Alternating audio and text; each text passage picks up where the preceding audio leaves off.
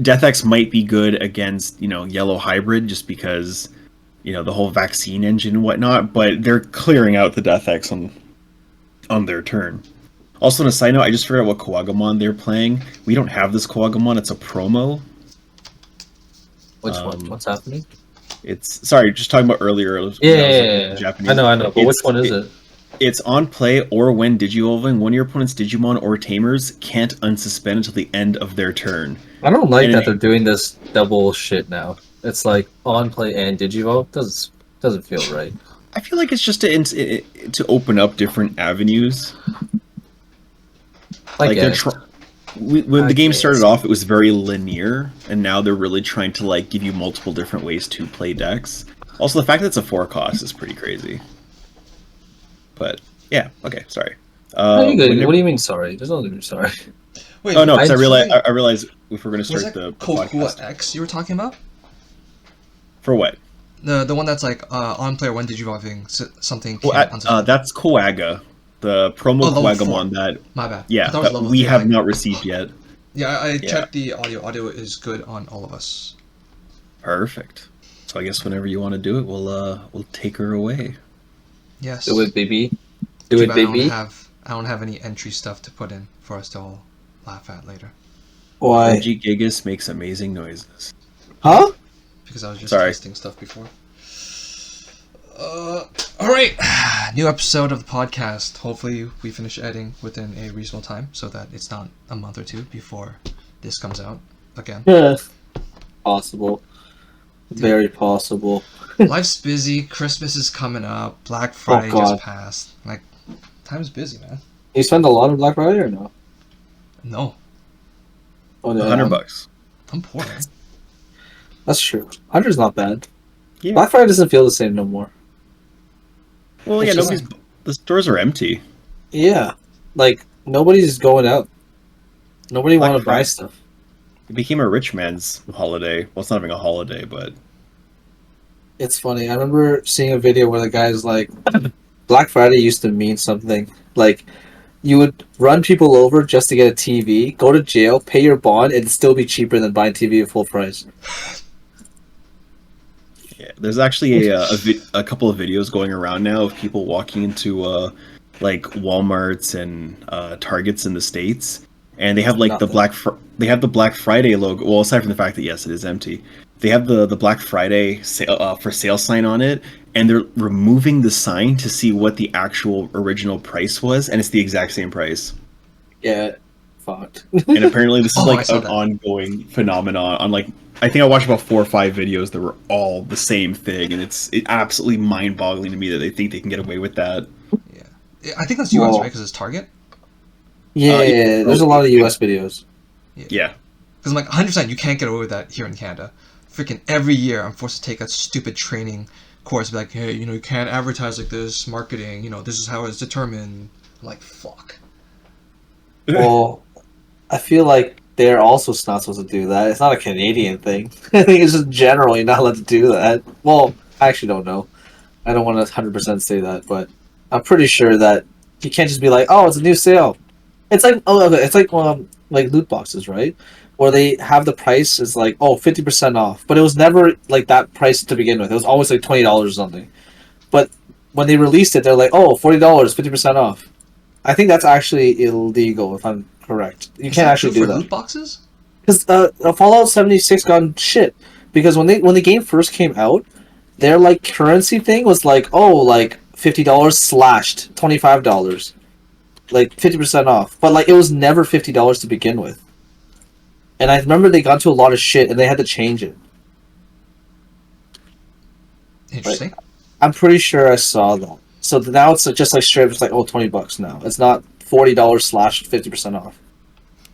Oh, but more Black Friday stories. So, likewise, how you guys are saying, most people are feeling, Black Friday used to mean something.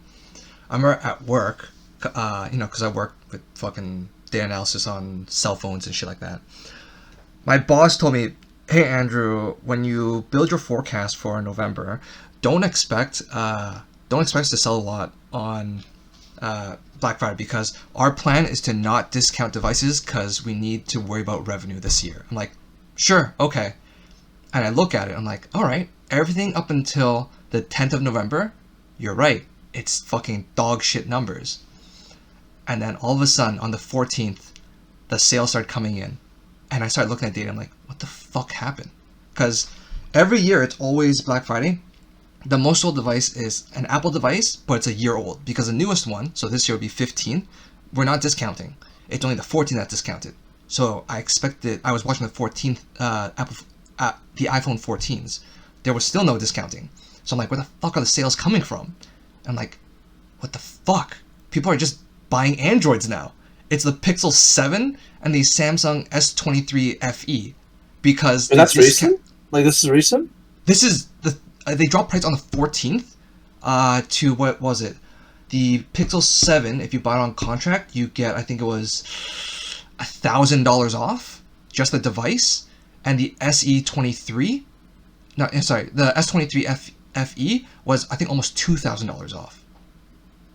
Holy shit. That's like a huge sale. Yeah, so I'm like, holy shit, this is the first Black Friday that Android's gonna fucking make a killing. Well, are they gonna make a killing with that much of a discount, though? Oh, sorry, I almost said my workplace. Yeah, because the thing is, every telecommunication knows that Apple is the worst like, no one wants to do deals with Apple, but we have to because fucking North America loves their Apple devices. Because the issue is, whenever they have a new iPhone that comes out, they're like, hey man, you're gonna buy our phones at this price, no discounting, right? I don't care how much you take, no discounting. So we're like, well, fuck. But Samsung and Google are like, hey man, can you really push our phones? We will, we'll split any deal you want. So if you want to discount the device by $2,000, we'll go 50-50 with you for every device sold and shit like that. Wait, what the fuck? Yeah. I didn't know that that's how it worked. I don't know. I knew Apple would be like very hard to make deals with because there's such a monopoly over their like phones. But I didn't know Android was just like, fuck it, just get sales, please. Yeah. Are they hurting that bad? No, because they want market share. They're willing to take a loss early if they can retain market share. Because in their mind is, if we can get an Apple customer to switch to Android, there's a very good chance. I need to look at the numbers. It could be like, chances are that 70% will stay with Android for the next 5 years. They won't go back to Apple. Wait, this is the best Digimon podcast ever. I was just about to say, wow, dude, our ADD is so powerful. Yeah.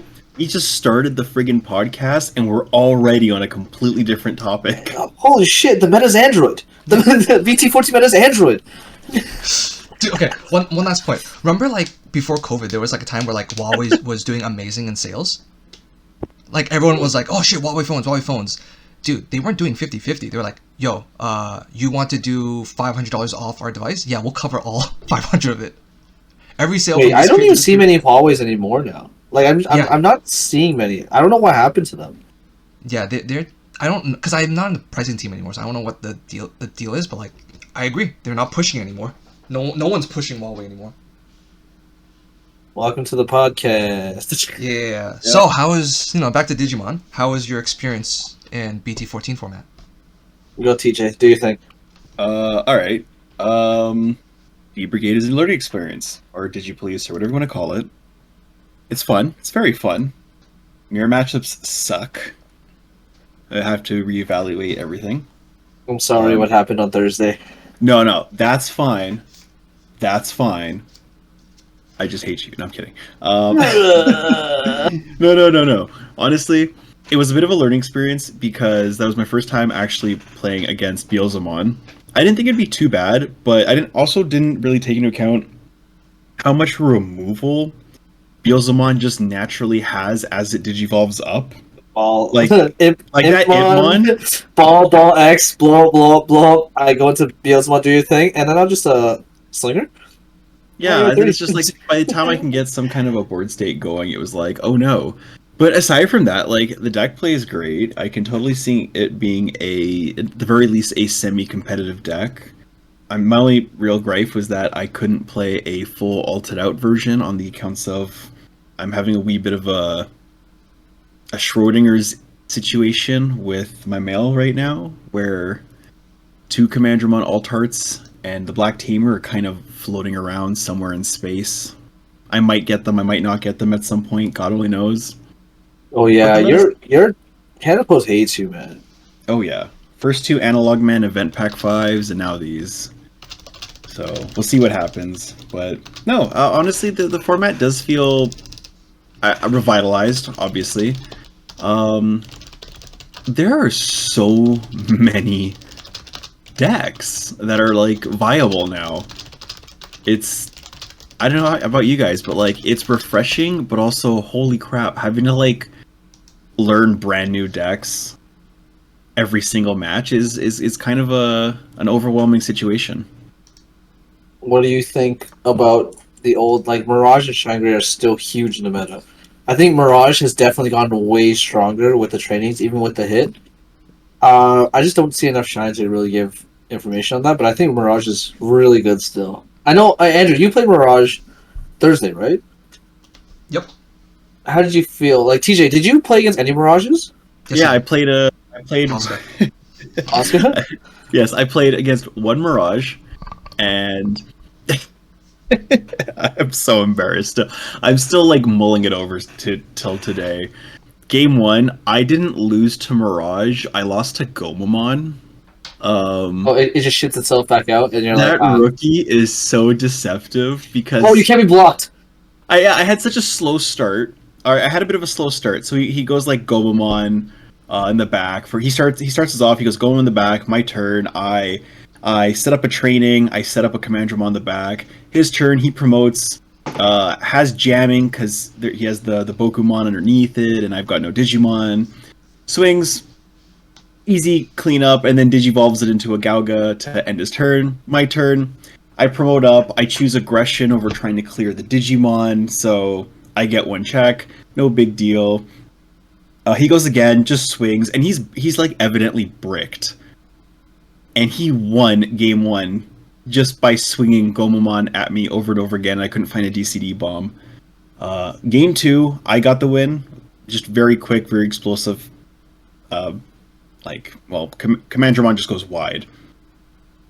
And then game three, I got absolutely murked. He went to like Mirage Gauga burst mode on like turn two, cleared my entire security, cleared my entire board, and I just sat there like, okay, this deck did not receive a hit as far as I'm concerned. The trainings did their job very well. Wait, do they have enough level 5s? I actually don't know what the level 5 lineup is before.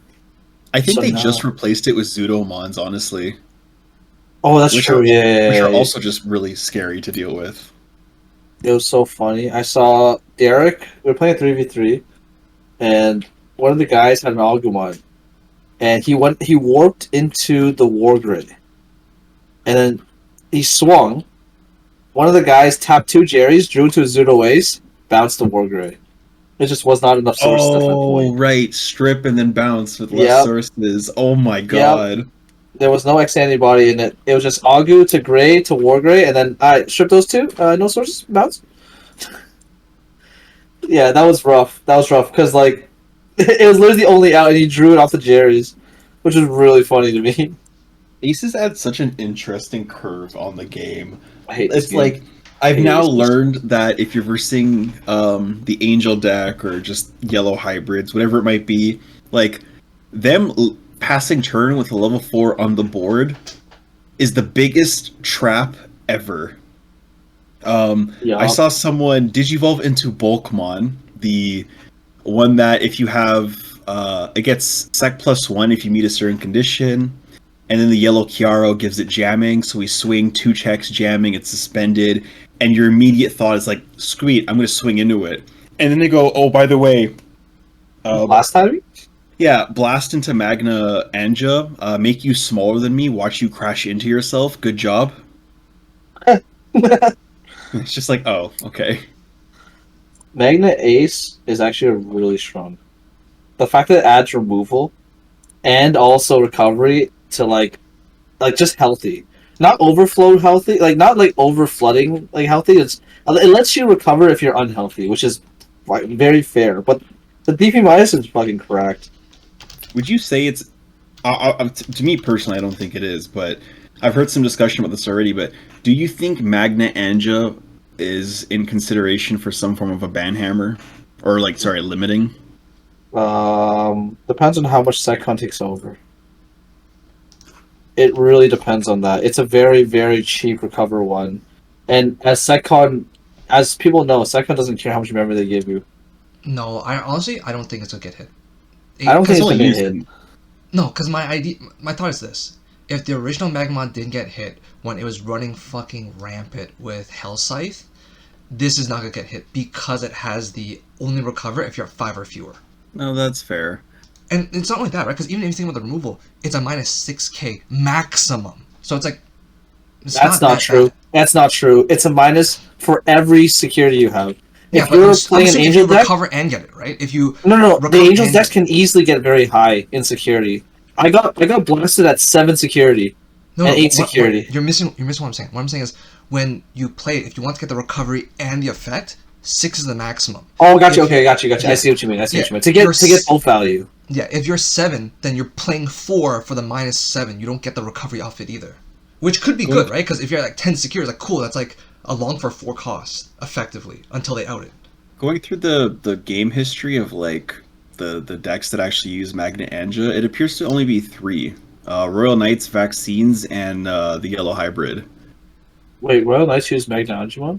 Yeah, it looks like they've actually switched. I think it's Marcus. They've switched it for the Magna Anjas. That's okay. Because you can Tauros on top. Oh, that's true. I can see that. Okay, I see that now. Also, something I was thinking about is if they are going to hit Magna Ace, there's no way they're not hitting Zudo Ace, because that's even worse. Oh, yeah, because Zudo don't care. If you try to like cheat to a Mega, you're gonna get punished for it. Well, it's not just that, right? Because what's making Zudo Ace broken is the fact that there's no requirement outside of having no sources to bounce. It's the fact that you can choose as well. I want to take the protection and the second protection away. That's fine. The choosing is not even the broken part, because I feel like that is necessary to stop the Greymon supremacy. I gotta say, and I gotta say this is not a non-biased opinion. This is a very, very heavily biased opinion. But fuck Bondi for giving Blue the capability of choosing what gets stripped now. That is so unnecessarily unfair. Fuck that noise. It's either that or they start making like strip 12. You know what I mean? Like they can only increase the number at that point. You know, now it's like at least it's like okay, they're keeping like a decent number, but it's like now the power creep is you choose which ones you want to strip. Because before it'd be like top, bottom, and then the power creep went to top, and now it's choose, but it's not like strip 4. Imagine if their solution instead of choosing to strip is like, cool, strip, but not the trash to hand. I feel like I that. don't know how I feel about that. I feel like that would make the mechanic worse. Or how about bottom deck then? Bottom, that would suck. That would suck. I'm thinking, of course, I'm thinking about it like a Machine Dramon player aspect, and I'm like, damn, you're putting my ultimates back to the bottom of my deck. Yeah, I wouldn't like good. that at all. I It'll would ruin not like all that at purple all. decks. Oh, purple decks would just be like, kill Oh, yourself, yeah. please. Come on, I don't didn't do even this. think about that. Don't do this. My brother, don't do this. But yeah, Mirage seems pretty strong, and I can honestly, now that I've played it multiple times and seen others play it, the hit to Mirage earlier on for the, I think it was it BT or EX4 or EX, or whatever, the limited one, that was so necessary. Holy shit, it was necessary. But the problem I have is, I don't know how much difference it makes, because with the jamming egg, you almost never miss activation of the level 5 inherit to unsuspend. What do you mean the jam? Oh, you swing with jamming to get the first check. Exactly. It's literally they have to hit a bomb or nothing, or they win the game, Correct. which is kind of fucked. I don't know how healthy that is in terms of like they're punishing you for playing the game, which is why I always thought like Mirage was like, that seems kind of weird. But hey, so far we have no tournaments to back anything up, so how can we really say it's that good? That's true. Like for me, after playing for so long and watching other people play, it feels like an OTK deck, right? Where think about Ancient Greymon, right? Where all you do before, just find your pieces with memory boost and all that kind of stuff, and that's all you do. And that's what I feel like with Mirage. I have my rookie in the back, I just go training, boost. I just try my best to not put anything on board. If I have to, I'll play the Searcher rookie. I'm like, oh, cool. I have everything set up. Push out, let's go. I'm assuming setter plus like 2 trainings, you basically win the game. Oh, yeah. Arrow Vidramon gonna be more important than Mach Gaugas now, or no? No, not necessary. Really? I feel really like don't think Arrow so. V's with the Sec +1 is kind of fucking nasty. I thought about it, but let's think about this. If I push out as a rookie, Digivolve into Galga, get a free Thomas. So right off the bat, I get 1 swing.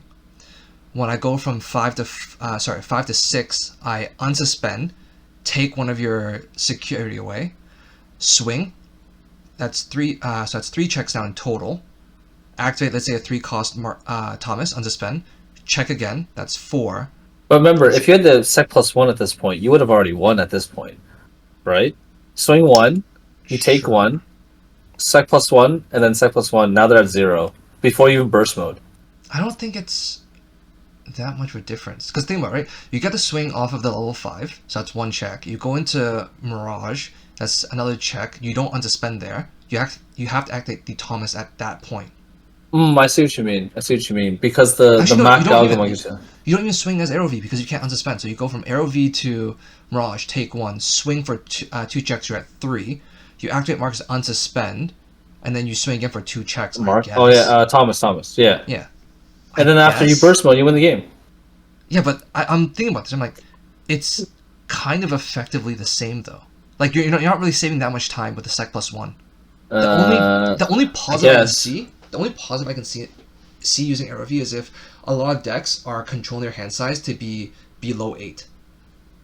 That's hard because they bounce. That's already like so many cards already. It's also learned that the rookie makes both players draw a card. I actually was not aware of that. Which one? I know there is a rookie that does that, but both on play and when attacking. Yeah, the when attacking one. I didn't know that was an actual thing, so that caught me off guard. I was like counting my hand, trying to play around it. So he starts off by swinging, making me draw, and I was like, "Oh, great! I've like my entire calcs missed this one small thing, and now I'm gonna lose." I don't know why. I don't play against Mirages enough to really have an opinion. So far, they've been okay. Like I haven't really had that super mega just insta lose. But I also run a lot of bombs in most of my decks, so there's always a chance that it's like they'll die.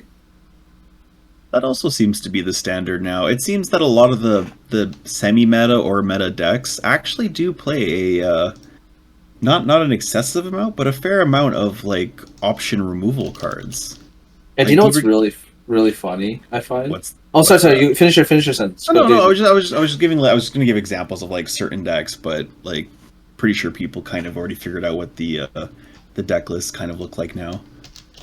Because of the EX4 hit, in Andrew's scenario, hypothetically against Angels, if they try to go for that check with 5 and Angels is at like 7, blast, kill it? Because EX4 bounces the 4, but because they're losing that, they have to go to another one. Right? They have to go to another one that can attack and unsuspend. Technically, if Angels can recover to 7 and the Mirage is greedy enough to go for that swing, they can just end their combo immediately. I'm just saying, like, this is all technicality, right? Sounds like running into a dead or alive. Oh, what are you talking about? Who plays that card? What a shit card. How to ruin an OTK. Do you think we're going to be seeing a lot of Greymon still or no? Honestly, I never thought Greymon was going to be suppressed, like, be very, like, what's the word? Oppressive? Oppressive. It wasn't going to be oppressive with that Sec +1 Greymon and that Auga one. I never thought it was going to be. And so far it hasn't been. But as per usual, blue decks are, like, very good still. I was thinking about this, right? Because I played Black Orb Greymon into Old Force at the Tuesday locals at Upper Hand, and I got fucking raped. Holy shit. It felt disgusting. Black Orb Grey gets demolished now, eh? Yeah, it's so horrible. And I agree with the people that are saying that the only way to play War Greymon is to go OTK. But then it also makes me think that if they're gonna strip my protection anyways, like if the chance that I'm running into a blue deck that's gonna rip my protection, maybe I just don't even run protection. Forget it. Just take out the Great X's, play something else with OTK. I will say after our Thursday event, overhearing like a couple of the Greymon players talk about it, the main things I kind of heard was it's very high rolly, and it just feels like it's scaled off, which is weird because the impression I got during my first match against them, or my first time playing against the BT14 with the trainings, was holy crap, this hits like a truck. Which one? The Greymon? The War Grey X. War Grey X? Oh, the OTK version. Yes, the OTK version is terrifying, yeah. but apparently it's really high rolly. Like you need every OTK is high roll. Yeah, you need like the perfect hand, and if you don't got it, then you don't got the game. I feel like that's every deck. Like even like Shine and them are like high roll. The thing with Mirage that makes it extra good is that as it's high rolling you, it's finding its pieces because it's like just drawing. It's not searching, it's just drawing. Drawing. We both draw. You draw, I draw. I found it. My hand's 1 million. Your hand's also 1 million. Bottom until you have less than 1 million. My god. Yeah. When I played Shine that like a few times, like I hated it. I hated the deck. It didn't feel right. It didn't feel good at all. It felt like I just could never find the right pieces. I don't know how people find it all the time. But I feel like if I played Mirage, it'd be like, oh, draw. I found it. Okay, bye. You'd lose. I don't think anyone was playing Shine for our first push of locals. There was one person, Dooley, I think. He did well, didn't he? I think he did okay. If I can just check. But yeah, I think he did okay. I think I saw him play against the guy with the Angel deck, and he just did a 3 Marcus Rush with Agumon to win the game. I think, as I said, Shine is still a very strong deck. Yeah. But I do think Fenrir or Mirage are going to be the best decks right now. How'd you guys like Fenrir? I was... He Brigade wins. I think I told Alex on Thursday that I feel Fenrir has a better win rate into Mirage. Because they just set up second stack much faster? No, they don't need a second stack. I mean, their first stack is like, what, maybe a level 4, level 5? That's a Hellugamon, yeah. They're really fast, holy shit. The one that plays the Chimeramon scares me. I didn't know that was like going to be an extender that people were really going to push for, but that's nasty. You guys remember what Dooley's name was on Thursday? I don't know, man. Everybody changes their names like every week. I just give up. What's wrong with those people? Just stick with one name. Sit down. I'm trying to remember. I don't remember now. Even I changed so many X1s. There were so many X1s on Thursday. I learned in my practice match with Posca that apparently even if you strip the source that gives Alliance, that Digimon keeps Alliance. But also means if they hit a Wyvern's Breath, they'll die after their checks are done. True. Which is perfectly fine. Even if they hit a Lonk, they'll be dead. Very true. As a Secon player, that's what I think about. Apparently I'm a Secon player, so... Always were. No, that's you. I just copied you. That's all. I'm just an imitation. True. Oh, did you guys see the local celebrity last Thursday? Chai showed up to locals? Oh my god, you be talking about regional champ Kiki showed up to our locals? It was crazy. Yeah, regional champ. This man's actually cracked. Regional champ that goes in tournaments with weights like Old Force and still comes out on top. Kiki. I think Kiki's just cracked. He's definitely top tier genetic material. Yeah. But he was also honestly, XO as well. What was that? He was also XO. Yeah, obviously it's Kiki. What'd you expect? X1? Nah. He doesn't leave the house for X1. But yeah, this meta seems okay. I think this meta seems okay.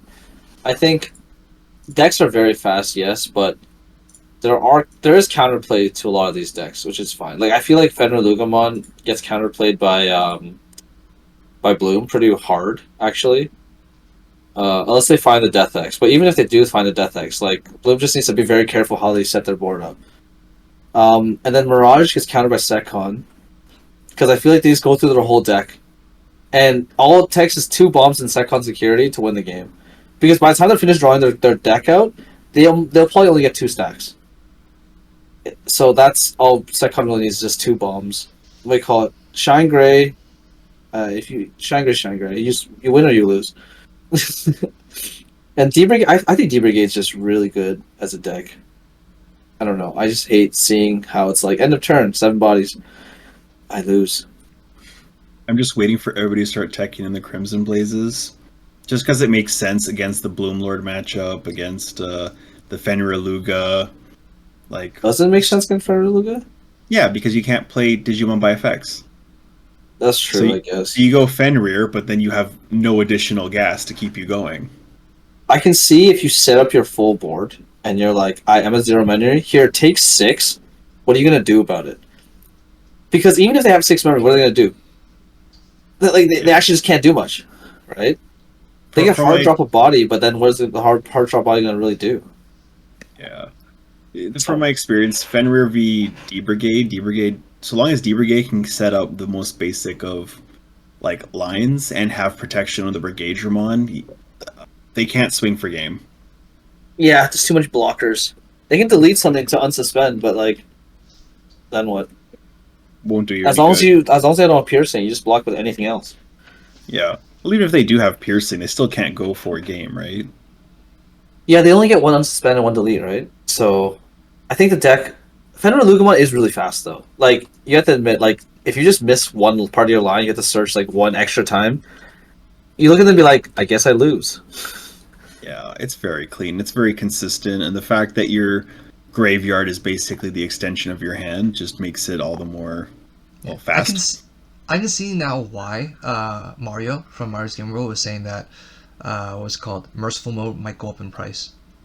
Oh, just to stop Fenrir Lugamon and purple decks in general, right? Yeah, because if you just go up your line once and just end with Merciful, you're just telling them, alright, start again. Refill your trash again. That's true, but I don't know. Hitting purple decks is fine, but I think blue decks are still going to be... Yeah. I think just playing blue decks in a purple meta is just perfectly fine. Just purely because there's so much deletion effects you can just stop. Like, that's why All Force is just doing well. It's just bounce.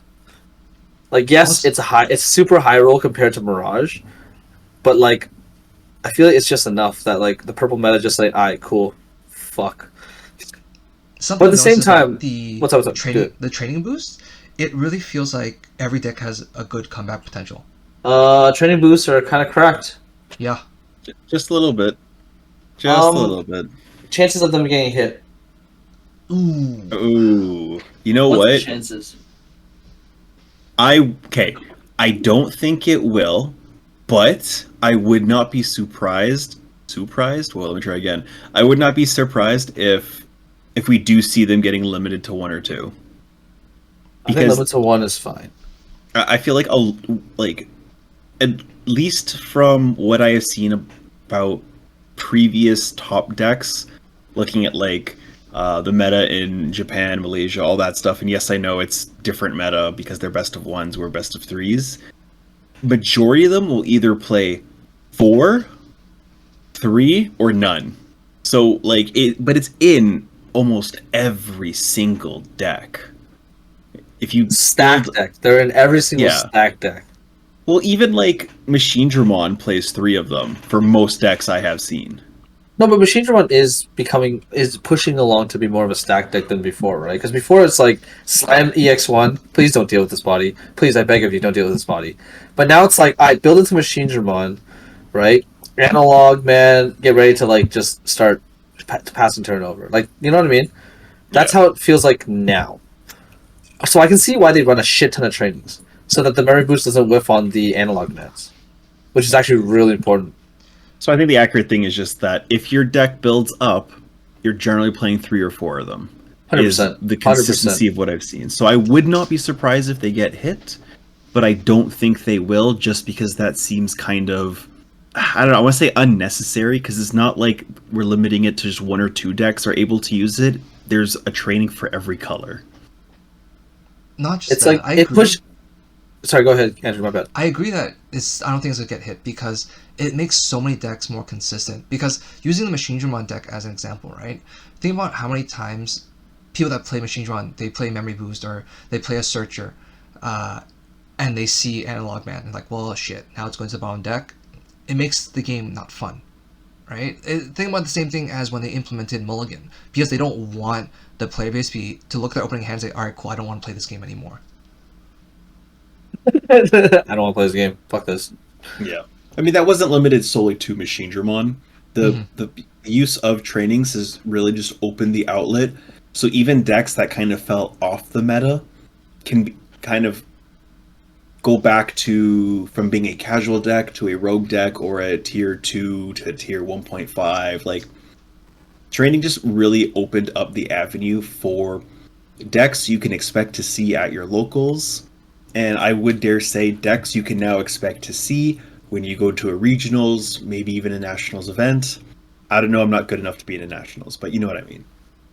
You're just very unlucky. Okay, I have this theory, okay? A lot of players I know that are really good at this game are just really unlucky. Like, remember, skill is a thing, but luck is even more of a thing.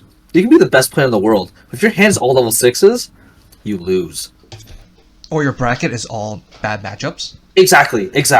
Like, you're playing a deck, I lose to one matchup that's a rogue deck. Round 1, plays that rogue deck. Kill me now. I lose. Guess what? Those other rogue decks, they all lost as well. Round 2, play the same rogue deck. I want to die. Like, it just happens, right? Luck is such a big factor in this stupid fucking game we play. Okay? I hate how it's just like, it really sucks that, like, okay, big example. Okay, Sephori in the server knows so much about the game. He knows how to play this game and everything. Literally, one of the most unlucky best players that I know. He'll just he'll just open his hand and be like, okay, I'll mull this. Literally draws the worst possible hand. I guess I fucking lose. And like, there's also like other, like TJ is where as well. He plays a deck, literally play tests it, everything, goes into an actual tournament. I guess I just only drew Machine Dramon, or I guess I never see Machine Dramon. I lose. Right? There's nothing you can do about it. It's just the way the game is, and I hate that. Like, I want to change that, but at the same time, it's just like, how? You can't. It's impossible. You make a good point, but then my response to that is, did Sephori like actually make an effort to like try to fix potential issues, or like to maximize how to not do that? I mean, on Thursday, Kiki was there. Did he ask him like, "Hey, how do you dodge these matchups in tournament?" Or like, "How do you dodge these matchups in tournament?" Fuck off! God damn it! You know. Okay. But the crazy part is, Kiki didn't dodge Bloom. He played 2 decks that played Quartz. Sorry, he didn't dodge Quartz. He actually played 2 decks that play Quartz in semis and the finals. And the funny part is, he beat them. And the best part is, he beat one of them by just hard dropping an ARV Dramon and says, you either out it or you don't. And then he's proceeded to be like, I'll out it myself. Swing dies. So and then he still won. Okay, as I said, sometimes skill does play a factor, but as I said, you open like all level 6s, you just lose. I could literally be Chungman and still lose because it's all level 6s. And then next draw, level 6. I guess I just lose. Yeah, no, that's fair. Sorry, rant over. Oh, that's fair. I feel like that's kind of the best part of wow, fuck, words are hard, dude. I feel like that's the best part of a podcast is you get to vent your opinions. You get to talk about the opinions of other people you've heard. And I do fully agree that like luck is such a hard factor, and honestly, the only serious determining factor I can see that determines whether a deck is top tier or like casual tier is solely based off the cards within the deck that help you find your consistency, right? Like, purple decks are a perfect example where purple decks, you want to mill as much as you can because your graveyard is an extension of your hand. So a lot of purple decks do tend to see more higher tier play because they have that larger avenue of options. Like Alphamon, when it was the top of its friggin' game, had like 12, 16 cards in the deck that helped you dig for exactly what you needed. And they still never found it. Yeah. But I think that's just overall what determines like a top tier deck is how consistently you're able to find the pieces that you need. Yeah, it just sucks because like I can see when people get very where the game just doesn't feel fun because they're just not seeing the deck play the way it does, and then they see other people play the same deck and it just works. And it's just like, my brother, what am I doing wrong? Am I just shuffling bad? Is my shuffling like, I don't know what I'm doing wrong? Am Like, I a fucking joke to you? Yeah, didn't Sephori do well with his Rookie Rush deck on Thursday though? He did great, which is Exactly. I'm happy. I'm happy they did really good with the deck, but he loves All Force and he does well with All Force. And then when he goes to the big tournament, hey, flip Kokomon. I guess I lose. I guess I just instantly lose the game. But like that's you gotta understand that's not how it works. Like I love Scarlett Johansson, but like she doesn't love me, so that doesn't work, right? That's why I'm with Amanda. So likewise, Sephori. What the heck? You're Hold on. crazy. You're crazy. Are you saying Amanda is a secondary because you lost your shot with Scarlett Johansson? No, the thing is, I never had a shot. It was too expensive. All right, that's why I can't even play All Force. You're fucked in the head. Wait. You're fucking cracked. Why is All Force being compared to? Like the point is, all right. The point is that just because you love something doesn't mean it's gonna work out. So maybe Rookie Rush decks is the decks that works for Sephori. That's true. I did tell D Shamrocks that I was like, Shangra hates you. You love Shangra. You altered the deck out. His deck fucking hates you. And you play Cross, the deck loves you. Play Cross. And then he played Cross in regionals, and for some reason, the deck just decided not to work anymore. Right? But I think there's people that have certain playstyles, and for some reason, the decks that don't fit that playstyle just hate them. Okay, Belphemon, I love Belphemon as like the alt. The alt is like my top 5. I bought 4 of these alts. I made the deck. I never could get sleep mode out, or I can never get rage 1 under sleep mode. I hate the deck. I love the deck, but I hate the deck. I stopped playing the deck, but I wanted to so bad. I hate this fucking game. That's Sephori did so good. He even beat QB Blitz in his freaking mill deck, Millithlu. Who did? Sephori beat QB Blitz on Thursday. No, he didn't wasn't playing. He wasn't Mill. playing He Mill. He was playing Vaccine Hybrid. Yeah, QB was playing furries. Okay, fair. Wait, he was playing furries. What? Hold on. Raziel. Oh, God, come on. Him and his weird obsession with that mega, I will never understand. Thick thighs don't lie. Yeah, what do you mean? Hey. Everyone has their favorite Digimon. I don't know why why you got calling out like that. Exactly. Just like how Andrew said he'd wife Ty. He'd wife who now? Hey, don't judge. It's 2023. Don't be a bigot. On the Greymon forums, he meant to say whiff Ty, but he put WIF Ty. So he's gonna wife Ty. True.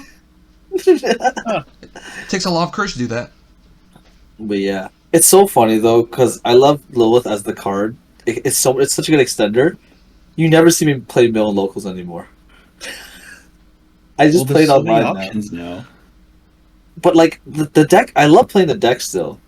But for some reason, when I go to locals, I'm just like, I want to play something else. And then when you see me play online, I'm shuffling up. I hatch a Digimon. They're like, "Oh fuck my life." I'm like, "Sorry, bud.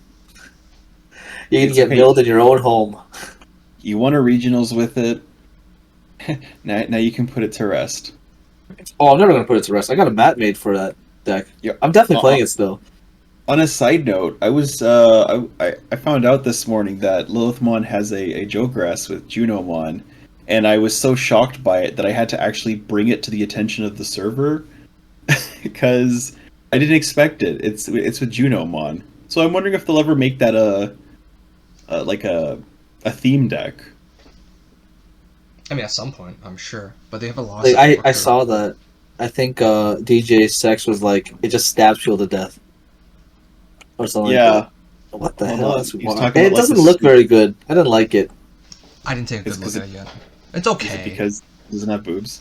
No, it does the not. more important thing is the alt art Juno that should be coming out soon. Wait, there's an alt art for the structure deck Juno? No, yeah. There's an alt art coming out. It's got her boobies out. Yeah. Oh my. Alright, children, calm down. Alright, before we move on to the main topic, just following on last week. So, I think all of us have heard about how Dragon World's Digimon community boycotted the store, so they don't play there anymore. Wait, hold on. I didn't hear about this. You guys hold on. Did you really? What happened? No. No, I had no idea about this. What happened? Okay. So Wayne was talking about on the server, and then he reconfirmed it on Tuesday with me that apparently I forgot at what point. I think it was close to RB1, like as in maybe a couple weeks past RB1 release. Dragon World has done two things that I know so far that the community hated. So one was there is no overtime. So we know that for Digimon, it's the minute time is called, you have 5 minutes or 4 turns left, right? However, Dragon was like, no, if we say time, it's time. Like at that moment, that's it. No more playing. Your game's over. Players didn't like that. I guess the owners or whatever didn't give a shit because they didn't want to pay the workers overtime. And then the second thing is that when the RB booster box came out, the RB set came out, they said that if the players want RB packs as prizing, they have to pay $2 more for entry. That don't seem right. There's a price difference. I see. Yeah. So because of that, the players they just said we're boycotting it. We're not playing there anymore. And ever since then, there has been no Digimon locals there. Apparently, Wayne said that Dragon Ball also posted on their on the Discord that they're gonna have, I think it was like half off entry, and no one showed up. Bruh. Yeah. Wait, so I know a few people on the server play at Dragon World, but damn, I didn't know it was that bad. I heard about the no overtime part, which is crazy. Like, I find that kind of crazy, but at the same time, I do understand that sometimes they have to just not pay their workers overtime, and I get it. But damn, it just kind of sucks that their scene's pretty much dead then if no one's gonna show up. Yeah. So Wayne said that all the players that used to play at Dragon World, they've moved over to Kenzen Games. Wait, where's that? I don't know. You know me and street names and shit. Let's see. Because I've heard a lot of good things about it. So yeah. And so while you're doing that, I remember I was talking to because Wayne was at Upper Hand, and we were talking as we left, and the person working there was saying, if the players don't want to pay $2 more, why didn't the store just offer, cool, we can still give RB packs, but we can't give you, let's say for example, we can't give you 4 packs of RB, we can give you like 3 packs instead to make the dollar amount still work for them. And I'm like, I don't know why they didn't do that, but they didn't, and now they have no community. Like, you never want to see that though, right? Like, I get it. Like, if I was also a Dragon World local, I'd be like, I kind of hate it here. But at the same time, it sucks when a community is just like, nah, I think we're done here. Mm-hmm. Especially considering, like, Digimon's communities, like, everybody knows everybody. But the best thing about this was that Dragon World screwing up like this, I don't think it hurts the community all that much. The reason why is because when the person from Upper Hand, which I get it, there are people that are not a big fan of Upper Hand as well, their immediate reaction was, hey, tell those players to come here, I'll do what it takes to make them happy and keep coming here. Right? As long as there are locals, I'll be like, hey, we want more players, and we'll do what it takes to make you happy. If someone else screws up, that's great. We'll show you that we're not like them. As much as people hate as Upper Hand, we all know Upper Hand's got a reputation. Yeah. I will plead the fifth. It's okay. Like, we don't have to use TJ, right? Like, think about what Cheech posted, I think it was like, last week or something like that. So, yeah. That was fucked. That's kind of fucked. Do you know what's more fucked? The fact that 401 messed up their pricing for the Blast Ace double packs. I got no idea what you're talking about. I didn't say anything. They messed up. Hey, I bought 4. I bought 0. Yeah, I didn't say you bought any. Exactly. Don't know what you're talking about, man. Yeah. Crazy. I got my Edamons. I'm happy. Oh, TJ, did you find the location for Kansan? If you don't, I'll just post the Google Maps for it. Oh, I literally just Googled it and then closed it like an idiot. It's close to Derry Road West. Let's see. It is 770. Oh, St. Barbara Boulevard. It's in Mississauga, near Derry Road West in here, Ontario. Yeah. If anyone plans to go there, one thing to keep in mind is that currently they're not on the Bandai app, so they don't have any TPs and stuff like that. However, I have been told that the store tries to make up for it by giving extra packs as prizing to make up for it. Obviously, at the time of this video. Yes, at the time of this video. Yeah, they're trying. We don't want to say. We don't want to say. We don't want to say something and then people not realize the date on the video or something like that. That's fair. Yeah, Kansan Games. Kansan Games. Dragon World is out. Hey, they can always just come to Untouched. Thursdays at 7 p.m. We already get like 20-something people. Might as well make it. I don't know. Like, okay, you're at what, 30-something last week? Oh my god! That was because we had a celebrity show up. Oh, that's true. Yeah, if Kiki's showing up, then definitely everyone's showing up. Yeah. Even Hermanus is showing up. I hate that I paused not because of I paused because I'm like, who the fuck is Hermanus? And then I was like, oh my god, I'm so dumb. Yeah, Hermanus is Hermanus. I hope one day Rika-chan shows up to our locals. No, not to stay, but just once. Rika-chan. You know what? So far, everyone I've met in the community has been great. Even the higher names. That's not true. Good. Hey! I'll send you a message right now, and you can confirm. Hey. Yeah, we know. We know who you're talking about. You are not opening up this can of bullshit. All right. Yo, I sent the message. Confirm. Confirm or deny. Sir, I said like high profile Digimon players. Oh, okay. Here, let me send you another name. No. Stop. Wait, can you send me the name too? Yeah. I knew he was gonna say this. This guy. No. Hey, listen. I specifically said, or at least I think I did. The people I have met. I have yet to meet that individual. Oh, I got you. Here's another one. Hold up. All you sent me was Mr. Wares. His secondary name. True. No, hold on a second. Okay, first off, I'm confusing the shit out of everyone who's watching this podcast right now. They're probably like, who the hell is he talking about? Or realistically, people probably know who I'm talking about because I got really salty. I won't give the specifics of it, but at one point, starting off with Digimon, I was very anti looking at other people's deck builds and really about like brewing my own from scratch. And I got really irked because for a couple of months, every time I brought like a deck to locals, a week later, people would start asking me, hey, did you take your deck list from this particular individual? Say the name. I was like, no, I ain't gonna say it. It's your Me Too moment. No, we ain't throwing shade. I'm sorry. Because my dilemma isn't even with that individual. My dilemma is that people kept thinking that I was taking deck lists from this individual, despite the fact that this individual released their deck lists after me. Moving on. Yeah, so I got really hurt. You still have to confirm, because that last name I sent you, at C&E. Yes. The last name you sent me was... Oh, sorry. Hold on. The last name you sent me a name? Another name? Oh. Okay. Fun fact, I actually haven't spoken to this individual yet. They were there. I have now been in the vicinity of this person twice, and both times I really haven't cared enough. Just, I mean, to be fair, I overheard their posse saying some... Posse? Is that the right word? Their group gang? Of friends, their little gang, whatever it is. Their gang, their friends, whatever it is, said some very questionable things about the outcome of... I got you. Yeah. We don't have to talk about that. Right? We don't have to talk about that. We're not going to talk about that? We don't have to talk about that. Nothing happened. All right. All we know is that time is an issue, and that's it. That's all we need to know. Yo, these people listening to the podcast are going to be so confused. Yeah, something, five-way tie, something, collusion?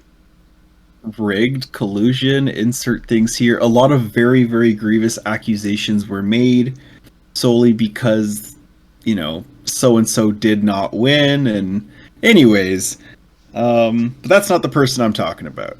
Honestly, the person I'm talking about, I don't even know if they're still into Digimon. I'm going to quickly check their channel. 2 seconds. Anyways, though, I think we got our piece out. I got my rant. TJ got his rant. Andrew had another way to talk shit about Amanda. Whoa. Hey, you said it. Dude, people are going to start thinking you're abusive. You're abusive. He's abusive. Every time Andrew lifts his arm up, I flinch because I'm so used to him hitting me. Well, that took a very dark turn. Very. You confused me for Sephori because you're the one that's all lovey-dovey with him for the Korean fried chicken. You never act that way with me. Hey, that Korean fried chicken was amazing. It was really good. All right, I think it's time to close it out. Sounds about good. All right. So Andrew, you do an outro and we're good. Call it a day. What outro? That's a good enough outro. What's the outro? I don't know. Oh, thanks. Bye, everybody. I was 16. I mean, last time I stuck what's called T-Max, racist rant. Wait, I didn't listen to the end of it. Did you actually include that? Yeah, go listen to it right now. I have Oh my god! I have it chaptered. Listen to it. Oh my god! Was I still on the call at the time or no? Yeah, you were. I can't Isn't remember that why? Isn't that why T-Mac like was so pissed at you afterwards? Like No. Andrew on. Not He's true. like, not Andrew, I true. swear to God, Andrew. He's like, I No, fucking swear to God. He said that only because I put his name as Tyranitar Tev Mac, even though Tev is not his name. It's his friend's name. What did he write? He wrote. Andrew, you start recording already or no? Yeah, I stopped recording.